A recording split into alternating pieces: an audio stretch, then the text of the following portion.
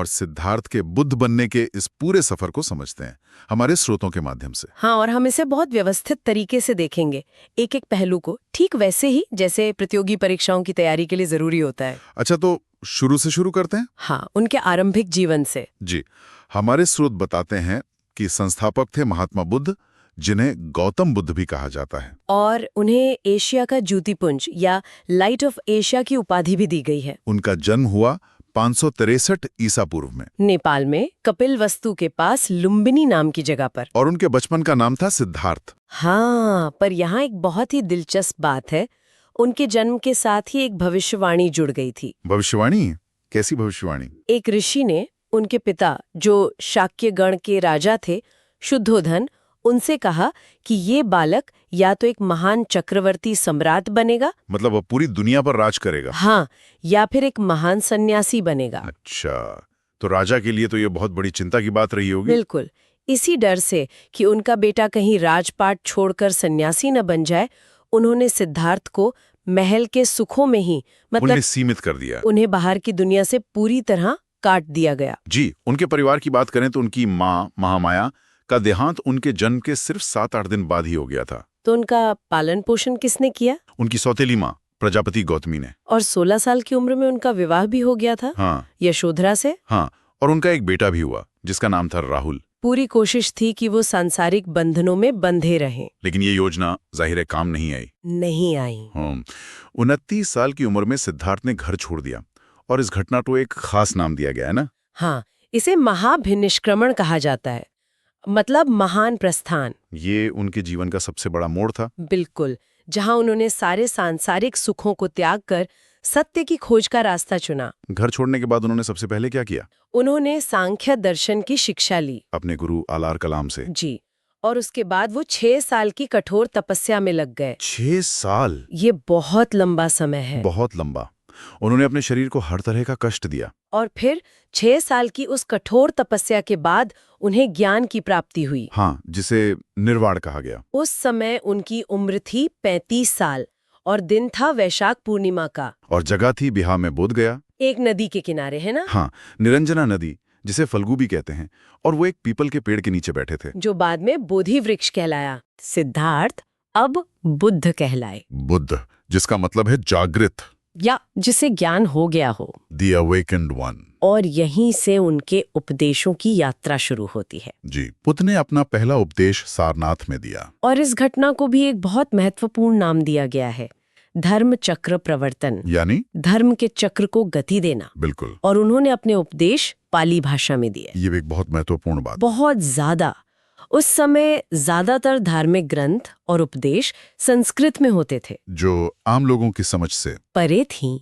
बुद्ध ने पाली का इस्तेमाल करके ज्ञान को सीधे जनता तक पहुंचाया। और उन्होंने सबसे ज्यादा उपदेश श्रावस्ती में दिए। हाँ, उनके अनुयायियों में बिंबिसार, प्रसेनजित और उदयन जैसे बड़े बड़े शासक भी शामिल थे। उन्होंने संघ की स्थापना भी की। जी, जिसमें 2 तरह के अनुयायी थे। एक थे भिक्षुक, जो सन्यासी जीवन जीते थे, और दूसरे उपासक, जो गृहस्थ जीवन जीते हुए धर्म का पालन करते थे। सही।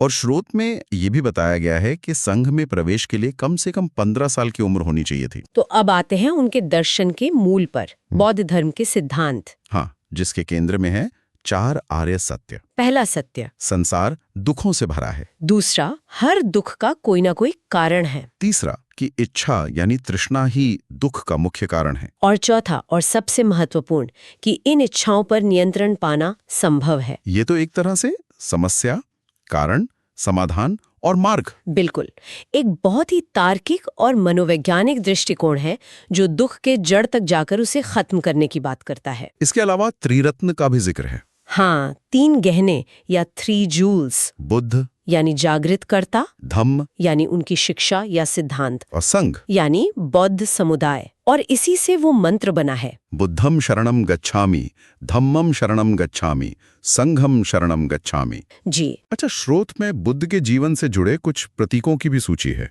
ये काफी दिलचस्प है। हाँ, ये प्रतीक बौद्ध कला के लिए बहुत महत्वपूर्ण हो गए।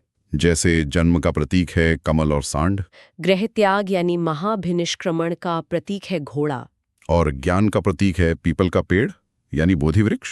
निर्वाण का प्रतीक है पदचिन्ह और मृत्यु का प्रतीक है स्तूप। ये दिलचस्प है कि शुरुआती दौर में बुद्ध की मूर्तियां नहीं बनती थी। है ना? बिल्कुल।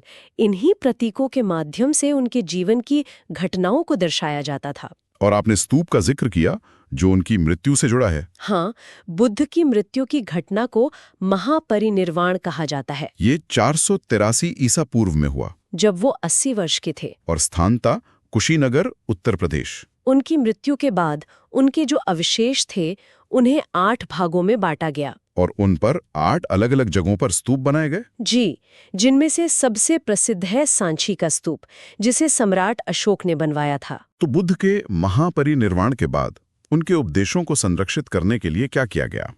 इसके लिए 4 बड़ी बौद्ध परिषदें या संगीतियां आयोजित की गईं। पहली संगीति तो 483 ईपू में राजगीर में हुई। महाकश्यप की अध्यक्षता में। दूसरी हुई 383 ईपू वैशाली में, सबकामी की अध्यक्षता में। और तीसरी 255 ईपू पाटलिपुत्र में, मोगलीपुत्र तिस्स की अध्यक्षता में। इन संगीतियों का मुख्य उद्देश्य था बुद्ध की शिक्षाओं की प्रामाणिकता को बनाए रखना और जो भी मतभेद पैदा हो रहे थे उन्हें सुलझाना। लेकिन चौथी संगीति जो पहली सदी में कुंडलवन, कश्मीर में हुई, वो बहुत महत्वपूर्ण थी। हाँ, वसुमित्र की अध्यक्षता में हुई ये संगीति एक बड़ा मोड़ लेकर आई। क्या हुआ था इसमें? इसी संगीति के बाद बौद्ध धर्म में एक बहुत बड़ा विभाजन हुआ। धर्म 2 प्रमुख शाखाओं में बट गया, हीनयान और महायान। जी, और इन दोनों के बीच का अंतर समझना बहुत जरूरी है। तो हीनयान का मतलब है निम्न वाहन। हाँ, इसे प्राचीन और कठोर मार्ग माना जाता है। इसमें बुद्ध को भगवान नहीं बल्कि एक महापुरुष माना जाता है। और प्रतीकों की पूजा होती है, मूर्तियों की नहीं। बिल्कुल, इसका लक्ष्य है केवल अपनी मुक्ति। और दूसरी तरफ है महायान यानी उच्च वाहन। ये एक नवीन और सरल मार्ग है। इसमें बुद्ध को भगवान का अवतार माना जाता है। और इसीलिए इसमें मूर्ति पूजा होती है। हाँ, और इसका लक्ष्य सिर्फ अपनी नहीं बल्कि सबकी मुक्ति है। परोपकार पर जोर है। भाषा का भी एक बड़ा अंतर था, है ना? बहुत बड़ा।